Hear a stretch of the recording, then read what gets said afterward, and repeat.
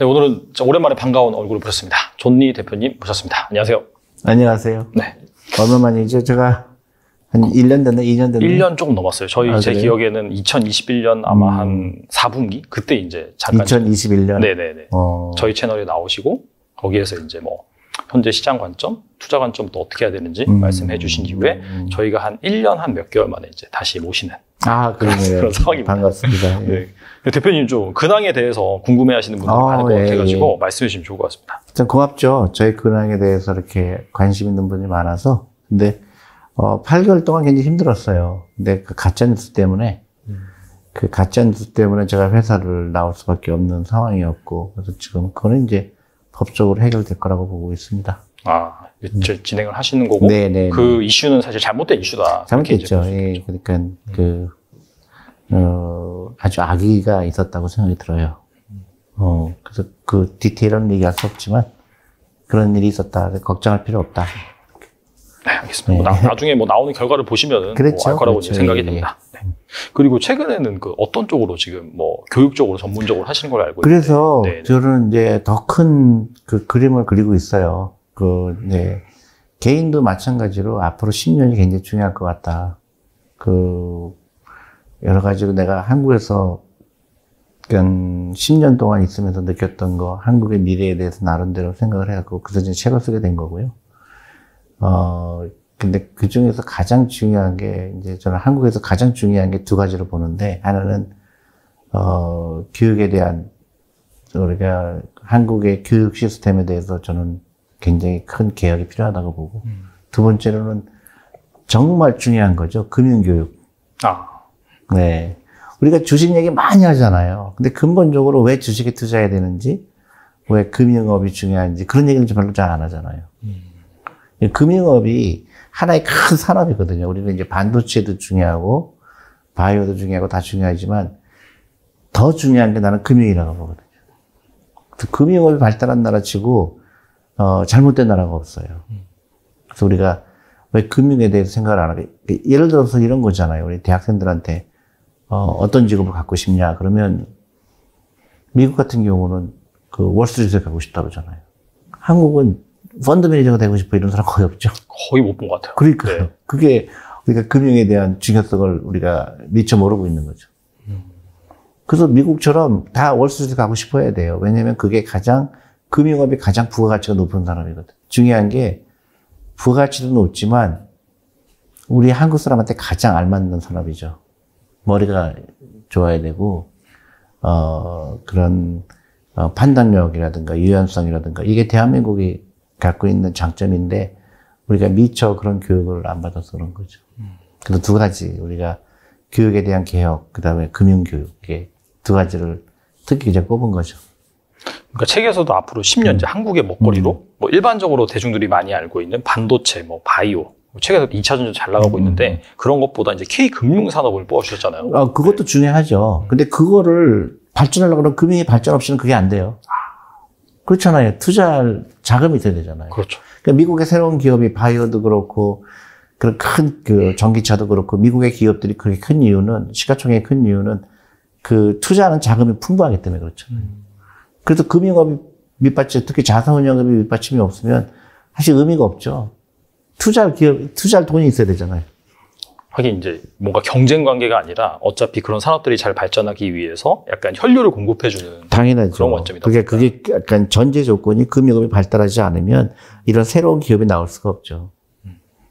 그게 아주 중요한데 우리가 그 금융업에 대해서 특히 자산운용업에 대해서 우리가 미처 생각을 못하는 게 많죠. 근데 앞서서 말씀하신 것처럼 뭐 너도 나중에 커서 모델링 하면은 뭐 요즘에는 뭐 모르겠어요. 약간 뭐 크리에이터 되고 싶다 뭐 그런 얘기도 있긴 하지만은 결과적으로는 뭔가 이게 금융업에 가서 뭔가 내가 이제 뭐 펀드 매니저라든지 운용력 이런 거 되고 싶다라고 하는 친구들은 거의 없잖아요. 없죠. 네. 그래서 뭔가 한국이 이 금융 강국으로 가기 위해서 약간 좀 구조적으로 꼭 해결해야 될 부분이 있다면 무엇이 있을까요? 그러니까 이제 지속적인 교육이 필요해요. 미국도 마찬가지로 1990년대 들어와서 꾸준히 교육을 했어요. 금융교육, 그 다음에 퇴직연금을 주식에 투자하게 하고, 양질의 자금이 계속 주식에 들어오게 하고, 또 전문인을 많이 배출을 했죠. 그 결과가 지금 미국의 금융산업이 발전한 거기 때문에 한국도 앞으로 10년 동안 나는 그걸 해야 된다고 보거든요. 아이들한테 그 투자의 중요성을 가르쳐주고 금융산업을 그렇게 어려운 게 아니다. 그다음에 네 직업으로 택해라. 그러니까 예를 들어서 월스트리트에 있는 사람들의 월급은 다른 직업에 비해서 거의 5배, 10배 높잖아요. 일단 거기에 관심이 있잖아요.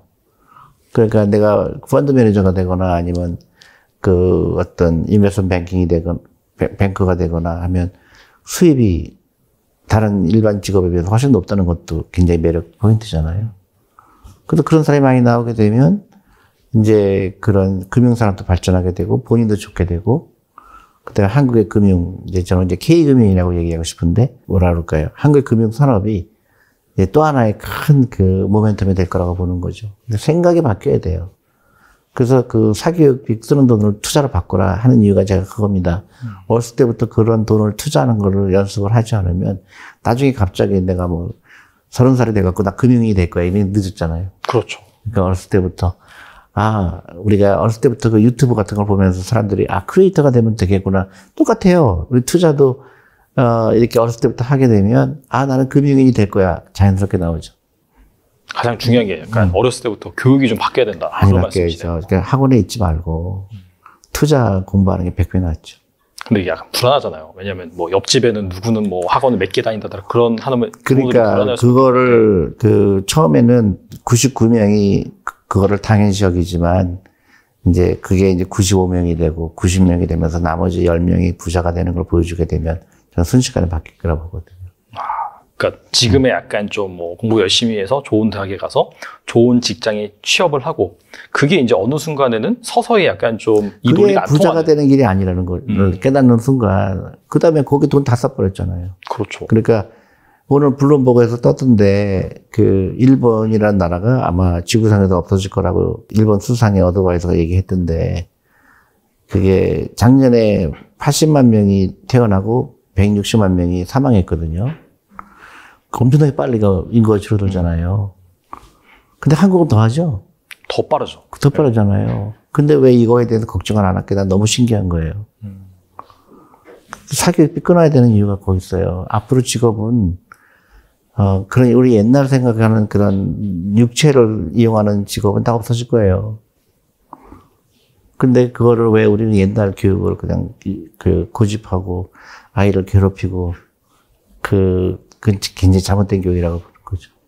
보니까 출산율 최근에 0.78명? 그러니까 그렇게 말도 안 되는 거죠. 그리고 또 최근에 약간 이 산업에서 이루어진 변화가 챗 GPT라고 해서 보니까 질문을 잘 하면은 그게 이제 뭐 학교 과제까지도 다 해주고 논문까지도 다 써주고 막 리포트까지 다 써주는 어떻게 그렇죠. 본다면 뭔가 내가 옛날에는 열심히 공부를 해서 쓸 수 있는 그게 이제 밸류였다면은 어차피 나중에는 인공지능이 그걸 어느 정도 대체하는 그런 상황이 오잖아요. 그렇죠. 당연하죠. 기계화가 되고 이제 사람의 노동력을 이제 대체할 수 있는 수단이 좋아진 거죠. 그러니까 인류한테 굉장히 좋은 거죠. 나중에 어떤 사이드 이펙트가 나쁜 게 있을지 모르지만 현재로서는 인간이 할 수 있는 일을 대신하니까 나는 훨씬 더 부가가치가 높은 쪽으로 내가 생각을 하고 가치를 창출할 수 있죠. 그러니까 그 중에 하나가 좀 금융이라고 보는 거죠. 그러니까 내가 육체적으로 일하고 하는 거는 이제 의미가 없어요. 출근할 필요도 없죠, 사실은. 옛날처럼 그냥 출근해서 9시에 출근해서 5시에 가는 거는 이제 더 이상 아무런 의미가 없잖아요.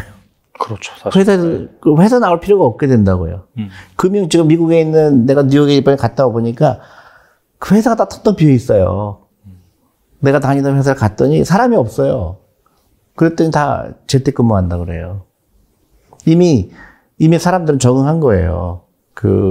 굳이 내가 이런 통신이 발달했고, 그 다음에 기계가 대신 해주니까 나는 어떻게 가치를 창출하는 거에 대해서 고민하는 거지, 내가 시간을 때우고 내가 시간에 거기 있어야 되는 그 생각이 완전히 이제 없어지는 거거든요. 그러니까 옛날에 우리가 국영수 잘하면 뭐 시험 점수 좋고 하는 거는 정말로 의미가 없는 거예요. 근데 우리는 거기에 돈을 다 써버리고 있잖아요.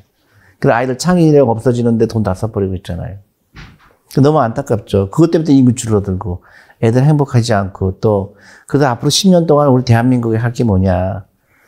두 가지 교육 개혁하고 그다음에 금융교육 그 두 가지만 하면 저는 출산율이 올라갈 거라고 보고 또 해피해지고 우리 아이들 해방하고 그럴 거로 봐요. 근데 그 K금융산업이 발달하기 위해서 또 책에서 약간 그 기업의 지배구조 개편이 시급하다라고 하셨는데 거기에 대해서 좀 말씀해 주시면 좋을 것 같아요. 그러니까 이제 그 우리 한국 기업이 해외 기업하고 경쟁을 하려고 그러면 시가총액이 굉장히 중요해요. 똑같은 회사인데 이 회사의 한국에 있는 회사 시가총액은 5조고 미국에 있는 건 20조라 그러면 20조라는 시가총액을 갖고 있는 회사를 이길 수가 없어요. 왜냐하면 자금 조달 코스트가 4분의 1이거든요. 미국 기업은. 그러니까 테슬라가 지금 시가총액이 크기 때문에 테슬라를 이기기가 쉽지가 않은 거예요. 다른 전기 자동차가. 마찬가지로 애플 시가총액이 워낙 크기 때문에 다른 데가 애플을 이기기가 쉽지가 않은 거예요. 그게 시가총액의 중요성이거든요. 시가총액 늘리게 하려면 뭐가 있냐.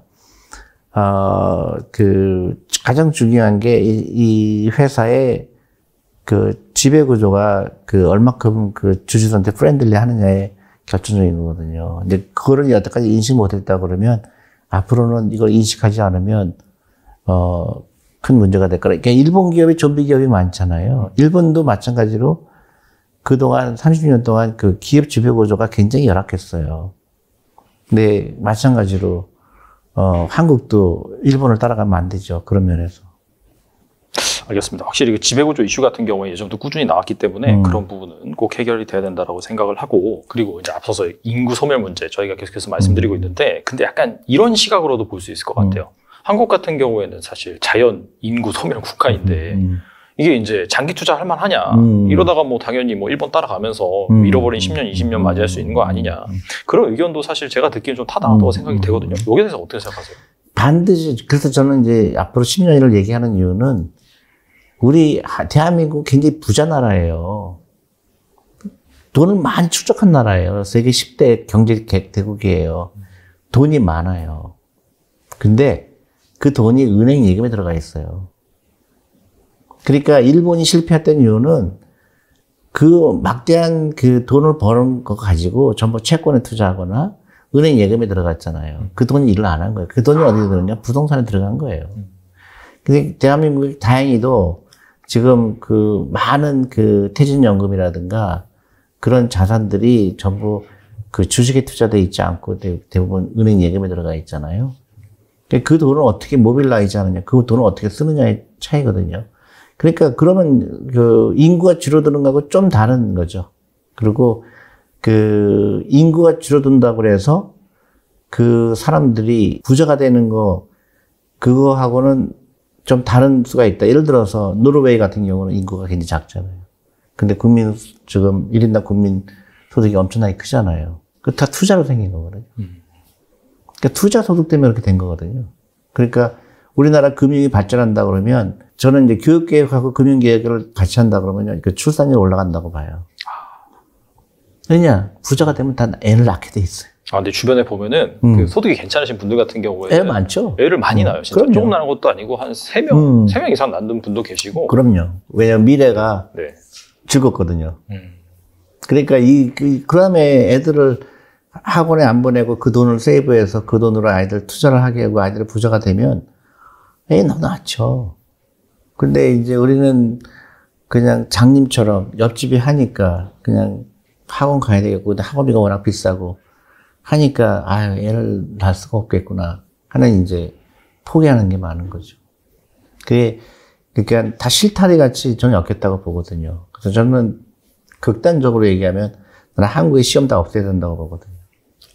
뭐 중간고사, 기말고사, 뭐 수능까지 다. 그렇죠. 미국에 지금 SAT를 더 이상 미국 대학교도 채택 안 해요. SAT라는 게 얼마나 바보 같은 시험인가를 이제 깨닫기 시작한 거예요. 그리고 이제 그런 싱가포르나 이런 홍콩에서도 그런 사립학교들 다 시험 없애겠다고 그래요. 이제는 세상이 변했는데 쓸데없이 옛날 그런 점수 경쟁하는 건 더 이상 아이들의 경쟁력 있게 키우지 못한다는 거거든요. 그러니까 한국에서 지금 사교육비로 쓰는 돈이 1년에 약 30조 들어가거든요. 와, 진짜 많이 들어가네요. 네, 그 돈으로 아이들 주식을 사주면 얼마나 좋을까. 이제 답답하죠? 그래서 생각의 차이가 있어야 돼요. 그래서 저는 10년, 우리가 10년, 시간이 너무 많지 않다. 일본의 그런 잘못된 사례를 밟지 않으려고 그러면 한국은 10년 동안 많은 걸 다르게 해야 된다. 이제 국가도 그렇지만은 우리 개인적으로도 생각이 많이 있어야 되죠. 우리 개인적으로도 앞으로 내가 10년 후에 내 라이프가 지금보다 더 좋지 않다 그러면 저는 심각하다고 생각해요.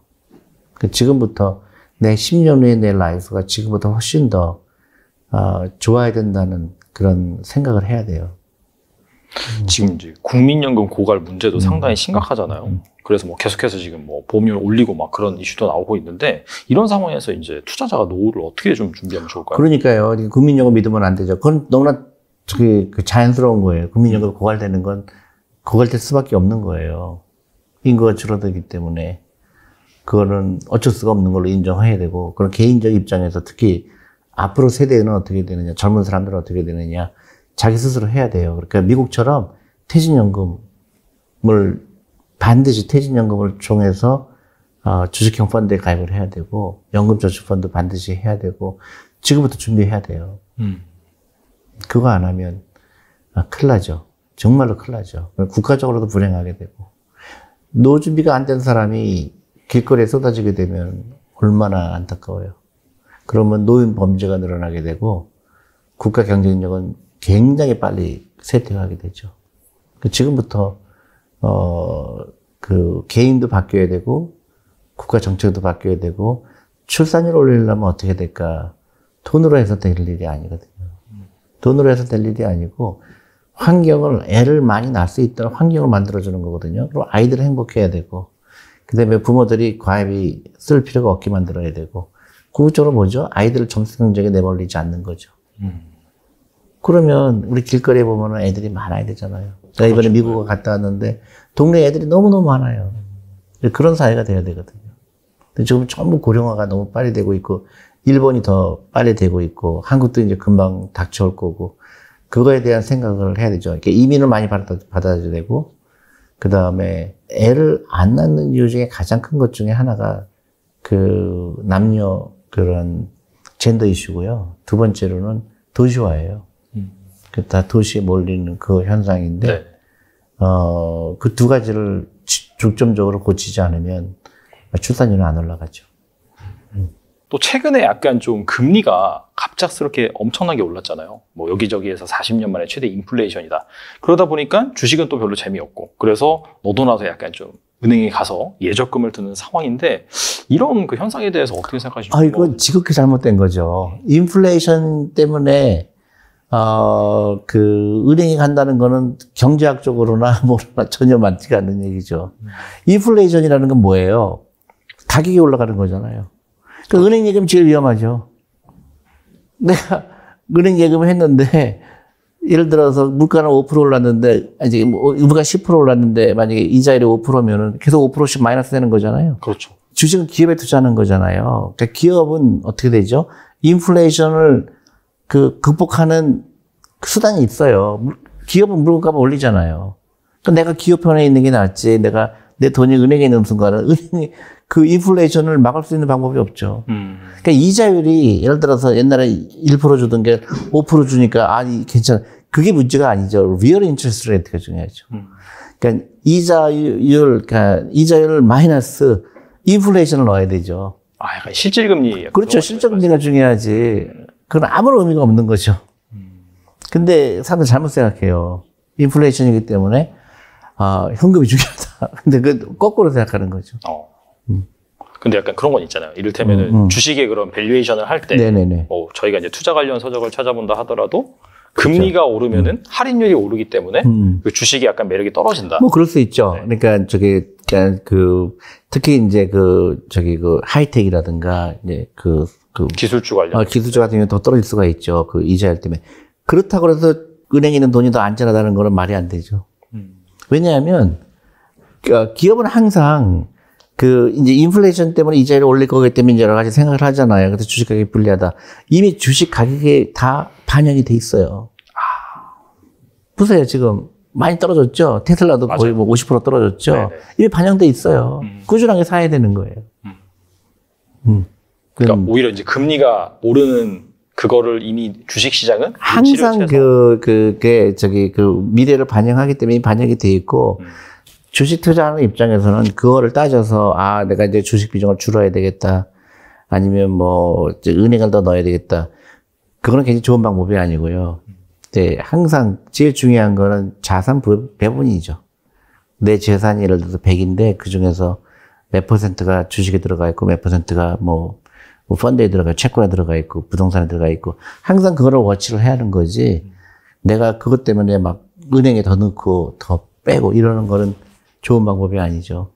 그러니까 주식은 항상 투자가 돼 있어야 되죠. 언젠가는 또 인플레이션이 또 정상화되기 때문에 그렇죠. 그러면은 사실 정상화 되기 앞서서 주식은 또 가격에 반영을 하잖아요. 그렇죠. 그런 관점에서 지금이 이제 좋은 투자 기회다. 그렇죠. 그러니까 그거를 맞추려고 그러는 게 참 어렵죠. 왜냐하면 테슬라가 엄청 빠졌었잖아요. 그런 이슈 때거든요. 네. 근데 뭐예요? 최근에 100% 올랐거든요. 맞아요. 네. 저점 찍고. 그러니까 그냥 꾸준하게 사는 사람은 못 이겨요.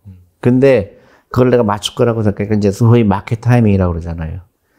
요때 사고, 요때 팔고, 요때 사고, 팔고, 인플레이션이 어떻게 되니까 너무너무 의미가 없어요. 그렇게 하면은 투자를 절대 못 하죠. 사람들 본능인가 봐요. 그래도 미래를 알고 싶어. 아니, 그러니까 그거죠. 네. 그러니까 투자의 가장 중요한 덕목은 겸손이거든요. 나는 마켓에 이길 수 있다고 착각하거든요. 내가 이거를 참면서 수급을 보면 그러니까 많은 그런 주식에 대가라는 사람들, 주식엔 대가가 있을 수가 없어요. 어떻게 대가가 있어요? 우리가 이런 똑같아요. 우리가 도박장에 가니까 저 사람 도박 엄청나게 잘해. 그건 말이 안 되는 거거든요. 도박을 어떻게 잘해요? 도박은 운인데 100%. 근데 마찬가지로 주식을 그렇게 보는 사람은 저 사람 대가야. 저는 그거 절대로 믿으면 안 되죠. 주식엔 대가가 있을 수가 없어요. 대가는 굉장히 중요한 프린시플 몇 개가 있죠. 장기 투자해야 된다. 근데 여유자금으로 해라. 근데 오랫동안 투자해라. 그거밖에 있을 수가 없죠. 꾸준하게 해라. 방금 자산 배분 또 중요성 말씀해 주셔서 그런 관점에서 또 질문을 드려보겠는데, 한국 같은 경우가 특히나 약간 특정 자산 쪽으로 상당히 자산이 편중돼 있잖아요. 제가 통계를 보니까 한국 가계는 부동산을 포함한 비금융 자산 비중이 64.4%. 더 높을 거요. 그러니까 모르겠어요. 어떤 걸 통계할지 모르겠는데 선진국의 거의 한 2배 정도? 그렇죠, 2배 이상? 그렇죠, 그 정도 된다고 하더라고요.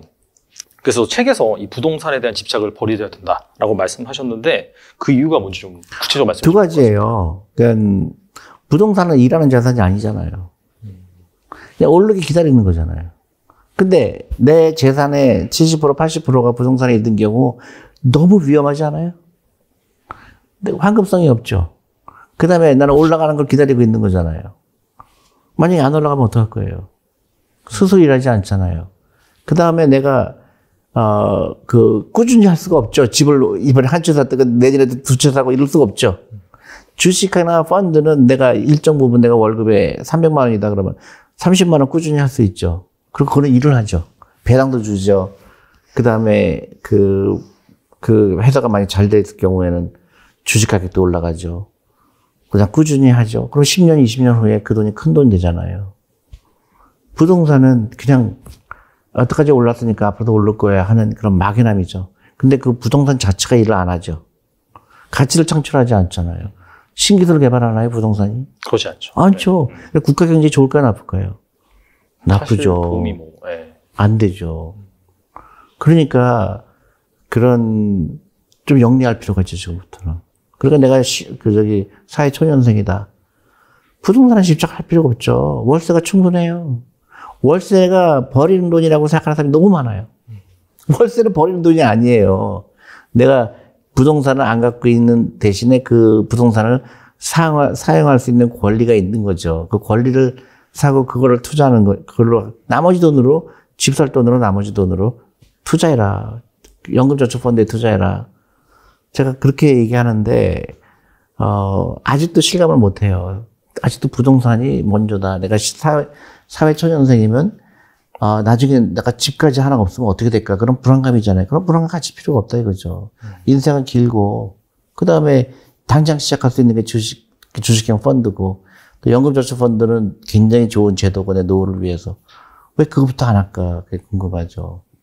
집에 대한 집착을 버려야 돼요. 근데 이제 우리나라는 가게 특성상 뭔가 특히나 부동산 중에서도 이 아파트 약간 그 주거형 그런 부동산에 대해서 좀 집착이 심한 편인데, 근데 사실 그 부동산 같은 경우에도 사실 선진국이라든지 특히나 미국이나 일본이나 보면은 약간 현금 흐름을 창출할 수 있는 리츠 이런 것도 많이 활성화되어 있잖아요. 이런 거에 약간 간접적으로 투자한 거 어때요? 그것도 좋죠. 그 리츠 같은 것도 좋은 대상이죠. 예를 들어서 내가 부동산 하나를 갖고 있으면 내가 일해야 되잖아요. 집세 받으러 다녀야 되지. 그렇죠. 네. 또 안 내면 어떻게 돼요? 법원에 가서 또 법적으로 해결해야 되지. 그걸 왜 내가 해요? 그렇다고 뭐 만약에 수익률이 예를 들어서 부동산 투자했는데 은행의 이자가 만약에 5%인데 내가 부동산 투자하니까 10% 나온다. 그러면 정당화할 수 있지만 한국 부동산 그렇게 안 나와요. 어떤 건 2%밖에 안 나와요. 근데도 사람들은 사요. 왜냐? 그냥 기분 좋은 거예요. 내가 빌딩 하나 갖고 있다. 그게 이제 악몽이 될 수가 있어요. 처분이 안 되잖아요. 그렇죠. 나중에 아까 그 출산율 저하 문제 말씀을 그것도 드렸는데 중요하고요. 그런 차원에서 본다라고 한다면은 사실 뭐 모든 부동산이 내려간다라는 게 아니라 큰 틀에서 본다라고 한다면 확실히 좀 소외되는 그런 부동산이 많죠. 그렇죠. 근데 내 에셋 클래스가 내 자산의 배분이 그런 황금성이 없는 거에 70% 80% 있다는 거는 너무너무 잠을 못 자죠. 그렇잖아요. 그렇죠. 근데 이제 예를 들어서 이제 대부분 빚을 지고 사잖아요. 그리고 거기다 돈을 매달 써부줘야 되잖아요. 다른 거 아무것도 못 하죠. 일하지 않는 자산에 계속 넣어야 돼요. 그러면 나중에 내가 은퇴했을 때 집 한 채죠. 근데 여태까지 그 한 채가 굉장히 효도를 하긴 했죠. 그죠? 맞아요. 네. 근데 옛날 같이 꼭 똑같은 게 될 거라고는 보장할 수가 없죠. 특히 젊은 사람일수록, 그런 금융 지식이 중요해요. 그래서 금융 문명 탈출이라고 하잖아요. 그래서 금융 교육이 되게 중요해요. 최근에 보면은 약간 메타버스라든지 약간 가상의 세계 뭐 그런 것도 사실 이렇게 무시할 수 없는 트렌드 중에 하나라서 그런 것들을 종합적으로 고려한다라고 한다면은 뭔가 예전에 전통 그 실물 자산에 너무 집착하는 것보다는 좀 발상의 전환을 할 필요는 있겠네요. 그럼요. 두 가지죠. 자본주의 사회를 이해하는 거는 어쨌든 내가 육체적으로 버는 거는 한계가 있다는 걸 인정해야 되는 거고, 그러니까 그렇게 공부 잘할 필요 없다고 얘기하는 게 그런 거거든요. 그러니까 예를 들어 내가 꼭 무슨 직업을 내가 의사가 되거나 변호사가 되거나, 그것도 결국 내 노동력을 제공하는 거잖아요. 직업의 자체가 나쁜 건 아니지만 그게 목표가 될 필요는 없다. 자산을 만들 수 있는 길은 너무너무 많다. 그러니까 그런 편협하게 어떤 한 분야만 생각하던 그런 과거의 집착에서 벗어날 필요가 있다는 거죠. 자녀 교육도 마찬가지고 큰 부자가 될 수 있는 시대가 온 거예요. 아이디어, 그 다음에 창업, 그리고 남들이 하지 않은 거 얼마든지 가능한 사회가 된 거예요. 그래서 그런 걸 인지를 하고, 그 다음에 제일 중요한 건 일찍 시작하는 게 유리하다. 그러니까 남보다 일찍 시작하는 게 유리하죠. 그거를, 반드시 기억을 하고, 그러면 이제 어렸을 때부터 그럼 뭘 해야 될까? 내가 관심 있는 거가 굉장히 중요하죠. 아이가 관심이 다 틀리잖아요. 유태인처럼. 그런 걸 하다 보면 아이가 훨씬 더 창의적인 직업을 갖게 되고 부자가 될 수가 있죠. 메타버스도 이런 것도 마찬가지거든요. 그러니까 그걸 어떻게 돈을 버느냐 그건 모르죠. 그렇지만은 거기에 관심 있는 아이들은 거기서 어떤 가치를 창출할 수 있는 걸 찾는 거거든요. 우리가 처음에 인터넷이 나왔을 때 엄청난 생활의 변화가 왔잖아요. 인터넷에서 게임도 나왔죠. 그 다음에 뭐 포탈도 많이 나왔지. 근데 그때 인터넷이라는 거에 대해서 어떤 그런 기회를 찾은 사람들은 지금 엄청나게 부자죠. 그냥 부자가 아니죠. 그냥 맞아요. 조단위의 부자죠. 게임 만드는 사람, 뭐 포탈 만드는 사람, 뭐 구글, 뭐 아마존 다 인터넷 베이스잖아요. 그런 거죠. 근데 그 사람들도 공부 잘하는 사람일까요? 뭐 어떤 사람 공부 잘하는 사람도 있고 아닌도 있지만은 그런 생태계가 만들어진 거죠. 그 전까지는 그런 게 없었죠. 인터넷이 없었을 때와 있었을 때는 엄청나게 차이죠. 그렇죠. 그 다음에 이제 스마트폰이라는 게 나왔죠. 앞으로 이제 어떻게 될지 모르겠지만, 한 가지 분명한 거는 과거에 집착한 사람은 절대로 부자가 될 수가 없다는 거죠. 그러니까 관심을 가지고 다른 게 더 중요한 게 많다는 걸 인정해야 그렇게 경제 독립을 할 수 있다는 얘기죠. 너무 중요하죠. 그러니까 교육이 바뀌어야 된다. 그렇게 단순히 암기하는 뭐 영어 단어 암기하는 거 그거는 이제는 너무 바보 같은 교육이라 생각하는 거죠. 그 책에서 이제 모두가 부자 될 수 있는 희망을 주고 싶다라고 하셨는데 이게 약간 뭐 얘기는 좋은데 현실적으로 가능할지. 당연하죠. 당연하죠. 그러니까 부자가 10년 후에 예를 들어 워런 버핏이 얘기했잖아요. 태어날 때 부자가 아닌 건 당신 잘못이 아니지만 당신 죽을 때 가난한 건 당신 잘못이라고 얘기했거든요. 간단한 것조차도 사람들은 안 해요. 내가 사교육비 끊어서 그걸로 투자해라 그러도 안 하죠. 그 다음에 명품표 사지 말라 그래서 명품표 사죠. 왜냐면 부자처럼 보이려고. 자기 라이프 스타일만 바꾸면 얼마든지 부자 될 수 있어요. 경제 독립할 수 있어요. 자본주의 원리죠. 기업에 투자해라. 오랫동안 투자해라. 여유자금으로 해라. 다 부자 될 수밖에 없죠. 근데 사람들은 안 해요. 그걸 안 믿는 거예요.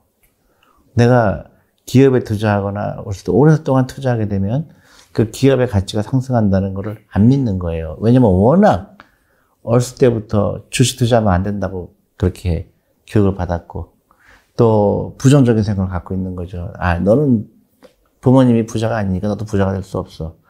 흙수저, 금수저로 나누고 그렇게 해서 어렸을 때부터 그런 세뇌가 된 거죠. 나는 부자가 못 될 거야. 나는 부자가 될 수 없어. 그럼 부정적인 생각이 가득하죠. 왜 그렇게 생각할까요? 라이프 스타일만 바꾸면 돼요. 월급의 일정 부분 투자하고 그 다음에 좋은 기업을 고르려고 노력을 하고 그 다음에 펀드가 뭔지 공부하고 그 다음에 그 자산의 일부를 무조건 제일 먼저 돈을 쓰기 전에 제일 먼저 투자 노후를 위해서 투자하고 그 다음에 유튜브나 이런 그 TV 방송국에서 나오는 것처럼 막 그냥 주식을 샀다 팔았다 하는 걸로 하는 거 그런 거 신경 쓰지 말고 주식시장이 좋고 나쁘고 나하고 상관없다. 20년 후의 얘기다. 이런 여유를 갖고 투자하는 게 중요하죠. 근데 이제 모든 기업이 사실 그 계속해서 가치가 오르는 건 아니잖아요. 그래서 일단 뭐 당연히 이제 부실주에 투자를 하면은 또 손해를 보기도 하고 그래서 뭔가 그 기업을 고르는 데 있어서 뭐 꼭 투자자가 알아야 될 부분이라든지 아니면 뭐 이런 것들 해지하기 위해서 뭐 그냥 시장에 투자하는 ETF가 좋다든지 약간 좀 뭐 ETF도 좋은 방법이죠. 수수료가 싸고 하니까 ETF도 하나 좋은 방법이고 또 다 ETF를 하는 거 아니라 뭐 ETF를 내서 70% ETF 한다 그러면 30%는 내가 원하는 펀드나 아니면 또 어떤 경우는 내가 주식에 직접 투자하고 싶기도 하잖아요. 근데 그런 부정적인 생각을 하면 안 돼요. 예를 들어서 회사가 망하면 어떡하지? 그런 사람이 너무 많은 거예요. 왜 투자하기 전에 그걸 먼저 걱정할까? 왜, 야, 이 회사 내가 20년에 투자했으면 엄청 내가 돈 벌어갔구나. 그럼 앞으로 그런 주식이 없을까? 이렇게 생각해야 되는데, 대부분 그래요. 아, 대표님, 그래도 망하면 어떡해요? 그러면 할 얘기가 없어요. 그, 한국에 2,000개 회사가 있는데, 상장된 회사가. 그 중에서, 사고 싶은 회사가 없다는 건 말이 안 되거든요. 나는 너무 많거든요. 아, 이게 너무 싸다. 이거 이 회사 한 10년 갖고 있으면 큰 부자 되겠네. 그런 게 너무 많거든요. 내가 특별히 노가하고 있는 게 아니에요. 그 회사가 무슨 많은 물건을 보고, 그 다음에 이 회사가 경쟁력 있는 걸 알게 되고, 이 회사 경영진이, 상대적으로 훨씬 더 주주 친화적인 기업이고, 그리고 경쟁력이 있는 거 알고 있고, 그러면 꾸준하게 모으는 거죠. 그게 답이에요. 뭐 간단하게 이제 실생활에서 대입을 해본다라고 한다면은 뭐 요즘에 K-팝이 잘 나가니까 그런 것들을 좋게 보는 투자자라고 한다면은 그런 뭐 엔터 업체들 입장에 찾아볼 수 있는 거고. 그것도 하나의 방법이죠. 그다음에 2차 전지 또 전기차 많이 팔리다 보니까 그렇지. 그런 것도 접근하는 방법이고. 그렇죠. 근데 이제 조심해야 될 거는 이제 빨리 부자가 되고 싶어 갖고 이제 잘 알지도 못하는 기업에 투자할 때가 많아요. 특히 바이오 쪽에 그렇죠. 바이오는 이해하기 쉽지 않잖아요. 아, 어렵죠. 근데 그냥 빨리 부자 될 수 있다고 누가 또 하는 얘기에 또 쉽게 넘어가서, 낭패 보는 경우가 있죠. 굉장히 조심해야 되죠. 그리고 항상 시가총액을 보는 게 중요해요. 시가총액이요? 예, 이 회사 시가총액이 얼마인가. 사람들 자꾸 절대 가격만 얘기해줘. 제가 우리 와이프한테도 항상, 펀드 그렇게 그러는데 아직도 내 얘기를 못 알아듣냐 그럴 때가 있거든요. 가끔 하다가 이제 친구가 이 주식 좋다고 얘기하면 우리 와이프가 와서, 아유, 이 회사 좋은 것 같은데, 너무 비싸. 그래서, 왜? 20만 원이래, 주당. 그래서, 20만 원이라는 게 왜 비싸다는 기준이 돼야 되지? 시가총액이 중요한 거야. 근데 그거를 아직도 이해를 잘 못하는 거예요. 아니, 그래도 5만 원짜리가 낫지 않아? 이제 이런 얘기 할 때가 있죠. 그러니까 이제 그런 게 이제 금융 공부를 안 한 거지. 그러니까 항상 시가총액을 보고, 그러면 이 회사가, 시가총액이 뭐 1조구나. 근데 1년에 1,000억을 버네? 그럼 굉장히 싼 거 아니야? 그러면 10을 나누면 퍼가 10이네. 근데 거기서 시작이 되는 거거든요. 그러면 내년에는, 근데 과거 5년을 보니까, 지금은 1,000억을 버는데 과거 5년을 보니까, 500억 벌었다가 600억 벌었다가 700억 벌었다가 계속 꾸준히 올라가네? 되게 재밌다. 그러면 앞으로 5년 동안 어떻게 될까? 틀릴 수도 있죠. 네. 근데 거기서 시작이 되는 거죠. 그러면 이제 10,000가지 질문이 나오죠. 그러면 이 회사가 무슨 물건을 만들길래 이렇게 제대로 되지? 이 경영진이 굉장히 탁월하구나. 아니면 이 회사가 무슨 특허를 갖고 있구나. 아니면 이 회사가 다른 외국에 비해서 경쟁력이 있는 이유는 뭘까? 수천 가지, 수만 가지 질문이 나오죠. 그러면 얼마나 재밌어요. 그 아이들하고 그런 얘기 하는 거죠. 그래서 저는 아이들하고 저녁 먹으면서 아이들한테, 야, 우리 너 생애 최초의 주식 한번 골라봐라. 예를 들어 그게 희한한 주식일 수도 있죠. 너 게임하면 게임 한번 해서 골라봐라. 그러면 한번 알아볼까? 이 회사가 매출액이 어떻게 됐는지, CEO가 몇 살 때 이 회사를 만들었는지, 이 회사 CEO의 재산이 얼마까? 지분 계산하면 나오죠. 그렇죠. 그러면 이 사람이 재산이 1조겠네? 그럼 나도 그렇게 될 수 있겠네. 그래서 창업하는 아이디어도 나오는 거고. 아이들한테 그 희망을 주는 게 좋지. 그냥 남들 점수 경쟁하는 거에 우리 아이들을 거기다가, 던질 수는 없죠. 이제 그 시절은 지났다고 보는 거죠. 궁금한 게 이제, 어차피 내가 틀릴 확률도 있으니까 어느 정도 리스크를 분산해야 되잖아요. 그래서 약간 좀 적절한 리스크 관리를 위해서 약간 분산 투자? 분산 투자 해야죠. 종목의 개수라든지 약간 그런 거에 대한 가이드라인이 그렇죠. 있을까요? 적어도 이제, 그래서 아까 얘기했듯이 이제 펀드에 투자하는 게 제일 먼저고, 연금저축 펀드나 퇴직연금으로, 그건 이제 분산이 저절로 된 거니까. 그렇죠. 네. 네.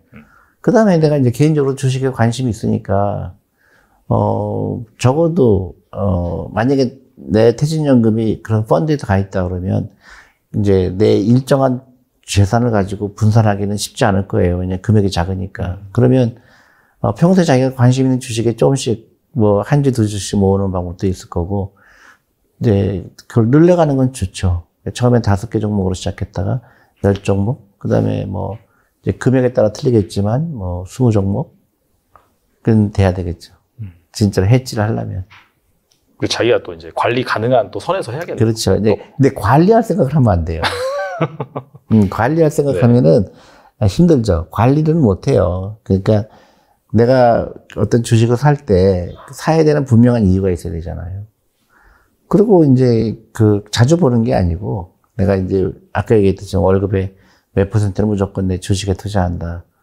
기계적으로 투자하는 거예요. 올라가건 내려가건 그냥 상관없이. 그게 제일 좋은 투자 방법이죠.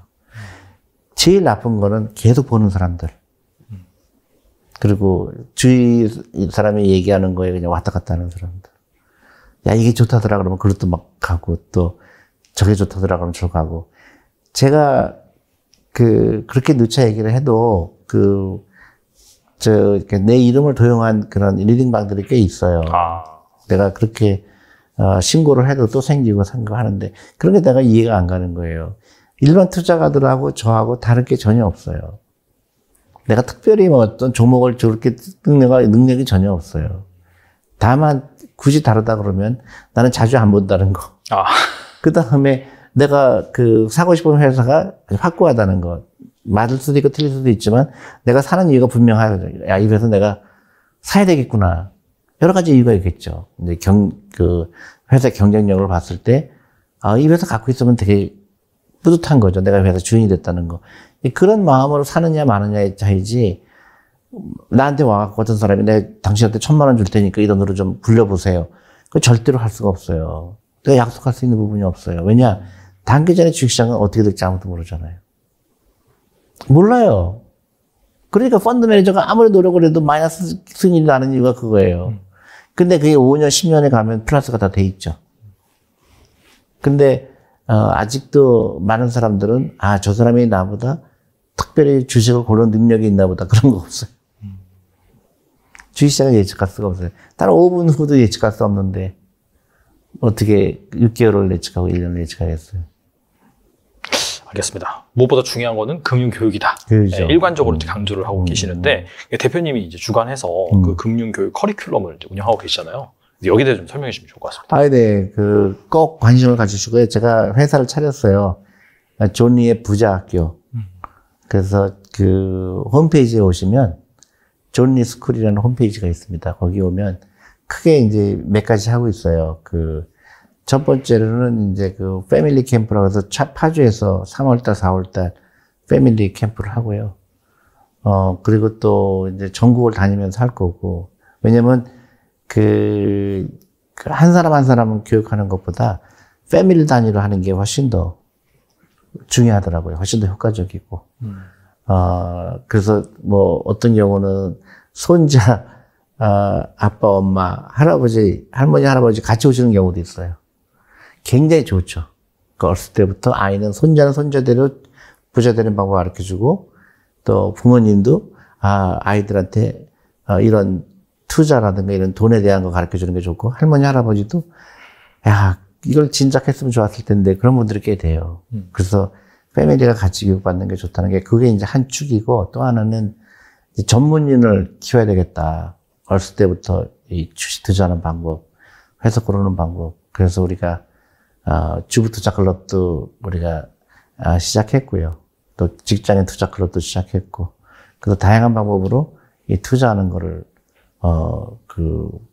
정석으로 투자하는 걸 가르쳐 주는 거, 커리큘럼을 하고 있고, 이제, 또 하나 프로그램은 이제 지금은 아니지만, 전문인 양성 프로그램을 하려고 그래요. 그래서, 금융에 관심 있는 젊은 사람들을 금융인으로, 만들기 위한 그런 커리큘럼을 제가 계획하고 있어요.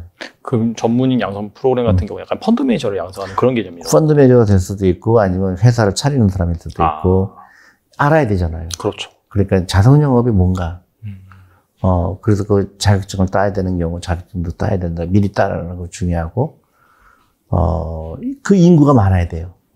그러니까 런던 같은 경우는 이 금융업에 종사하는 사람들, 이 펀드 매니저, 어드바이저, 그런 사람들이 100만 명이 넘어요. 그러니까 엄청난 큰 산업이죠. 그러니까 영국이 유럽을 리드하고 있죠. 예를 들어 프랑스나 독일이나 이런 데는 거의 금융이 미미하죠. 그러니까 영국을 못 이기죠. 약간 특이한 게 가족 캠프인 것 같아요. 특별히 약간 가족 캠프를 구성하신 이유가 있나요? 아니, 이런 거죠. 예를 들어서 어떤 여성한테 주식 투자를 반드시 해야 된다. 노후 준비할 때는 필요하다. 얘기하면 그분은 그렇군요 했는데 이제 남편한테 얘기하면 남편이 말도 안 되는 얘기야. 또 반대도 있어요. 그래서 이게 한 발짝도 못 나가는 거예요. 근데 특히 이제 시아버지가 며느리한테 아가야 이 사교육비 끊자. 그 돈으로 아이한테 펀드를 사주는 게 좋겠더라. 내가 네 남편 과외비 저렇게 썼지만 너무 아깝다 하더니. 뼈 때리는 말인데. 그런 경우가 굉장히 많아요. 그래서 저 의견에 동조하는 분들이 이제 60대, 70대 분들이 굉장히 많아요. 이거 당신 얘기가 맞다. 근데 내가 그걸 몰랐다. 그래서 한 달에 사교육비를 500만 원씩 쓰고 했는데, 저 친구 월급, 우리 아들 월급 보니까 뻔한데, 내가 그 돈으로 투자를 했으면 100배 났을 텐데, 그런 하소연이 많아요. 그래서 며느리한테 그 얘기를 하면 며느리는, 아버님, 우리 애가 공부 못하면 어떡해요. 그냥 하늘이 무너지는 것처럼 얘기하잖아요. 그래서 같이 모여놓고 얘기하니까 1박 2일로 하니까 너무 좋아하는 거예요. 의견이 밤새도록 그런 얘기를 하다 보니까 또 우리가 얘기를 하면서 우리 강의를 하면서 왜 그게 중요한지 특히 중요한 건 우리가 아이들한테 얘기를 하거든요. 엄마 아빠한테 물어봐라. 너 사교육비를 쓰는 게 한 달에 얼마인지. 그거를 미래의 그 부채로 계산해 보면 어떤 애는 10억, 어떤 애는 20억이 부채가 잡혀 있는 거예요. 네가 네 엄마한테 부채가 지금 복리로 계산해 보니까 10억이더라. 애가 기절하죠. 놀랬죠. 아, 이 돈이 내가 30살 됐을 때 10억이 내가 갖고 있으면 얼마나 좋았을까. 그걸 부채로 계산해 보면요. 놀래요. 그래서 그런 교육을 하다 보면 그 부모님들의 생각이 바뀌는 경우가 많죠. 아, 우리가 잘못했구나. 그래서 그게 이제 저는, 큰 대한민국, 이제 그 중에서 이제 경쟁력 있는 금융인이 나오게 되죠. 남들과 다른 교육을 하는 애들이 나오게 돼. 그게 의미가 있다고 봐요. 저희가 이제 그 영상 밑에다가 설명에다가 주식 스쿨인가요? 존니의 주식 네. 부자학교. 네. 네. 저희가 URL을 달아 드릴 테니까. 아, 네, 좋아요. 보셔서 한번 커리큘럼 둘러보시고 온 가족이 다 함께 한번 참여해 보실 수 있으면 참여해 보시면 좋겠다고 생각됩니다. 지금 이제 3월 10일인가? 얼마 며칠 안 남았는데 어쨌든 등록하시고요. 또 3월에 2번 있고 4월에 2번 있습니다. 네. 알겠습니다. 오늘 오랜만에 나오셔서 좋은 말씀 많이 해주셨는데 끝으로 이 투자자분들 위해서 한 말씀만 부탁드립니다. 네, 그 투자는 재미나게 해야 돼요. 이렇게 막 그냥 그 차트를 보고 막 타이밍을 맞추고 하는 거는요, 절대 성공할 수 없어요. 우리가 도박장에 가서 한두 번은 따도 계속 딸 수 없는 거랑 똑같아요. 그래서 주식 투자는 내가 벌려고 하면 안 돼요. 내가 투자하는 회사가 돈을 벌어준다는 거 항상 잊지 마시고 여유 자금으로 투자하고, 그리고 주식은 굉장히 재미난 거다. 중간에 뭐 올라갈 수도 있고 내려갈 수도 있죠. 그걸 신경 쓰지 말아라. 그 대신에 시간에 투자한다는 거. 내가 오랫동안 투자하면은 이 기업들이 잘 될 거다.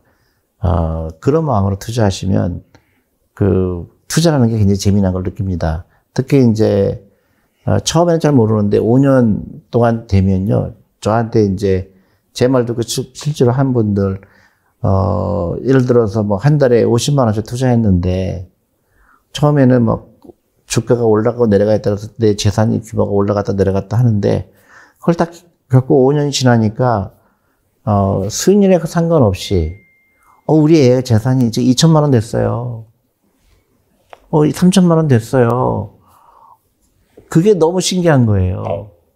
그 작은 돈으로 시작한 게 나중에 이제 1억 되고 2억 되는 거예요. 그게 부자가 되는 길이에요. 그러니까 내 재산이 지금보다 10년 후에 재산이 크게 늘어나지 않으면 그건 내 책임이라고 생각해야 되죠. 그러니까 지금부터 새로운 10년의 시작이라고 생각하시고, 라이프 스타일 바꾸시고, 부자처럼 보이지 말고, 부자가 돼야 되고, 네. 그게 즐거워야 됩니다. 그러니까 외국의 부자들은 다 당신이 왜 부자가 됐냐 그러면 대부분 그래요. 긍정적인 사고. 난 잘 될 거야. 그럼 부정적인 얘기를 하는 사람들하고는 좀 거리를 두는 게 좋아요. 끊임없이 부정적인 얘기하는 사람이 있어요. 내가 부자가 될 수 있었는데 이것 때문에 안 됐다. 이것 때문에 안 됐다. 저거 엉터리다. 그런 사람하고는 좀 멀리 할 필요가 있어요. 근데 주식이라는 거는 반드시 해야 된다. 그게 제 생각입니다. 네. 아시다시피 주식의 중요성은 계속해서 강조해도 아깝지가 않은 그런 상황인데 어떤 방식으로 투자를 하고 우리가 어떤 사고관을 가지고 접근을 해야 될지 그리고 누누이 말씀하시는 게 이 출산율 저하 문제 사실 해결하려면은 방금 말씀하신 것처럼 이 뭔가 교육관이 완전히 바뀌어야 됩니다. 그런 것들이 또 대한민국을 살리는 길이 아닐까 생각이 되고 성부자가 되고 싶다라고 한다면은 이번에 나온 책도 한번 보시고 그 다음에 관심 있으시면은 가족 캠프도 한번 참여하시면 좋을 것 같습니다. 네, 지금까지 존니 대표님 나오셔서 감사합니다. 네, 감사합니다. 앞으로 기업들을 챗GPT를 활용하는 기업과 안 활용하는 기업은 나눌 수가 있어요. 생산성이 달라질 거거든요. S티어는 증권입니다. 더 큰 증권이에요. 그럼 주식을 투자하는 건 우리의 자산군에 속하잖아요. 주식을 투자할 수도 있고 채권 투자할 수도 있는데 그것처럼 우리의 투자할 수 있는 자산이 토큰 증권이 하나 더 들어온 겁니다. S티 증권이 무엇이며 투자 기회에서는 어떻게 분석하고 바라봐야 되는지 기본 개념은 알고 가야 됩니다. 앞으로 기업들은 주식을 발행할 수도 있고 ST 증권을 발행할 수도 있어요. 여러분 어디에 투자할 거예요? 똑같은 기업이 발행한 겁니다. 주식을 살 거예요? 토큰 증권 살 거예요? 이런 내용이 되겠습니다.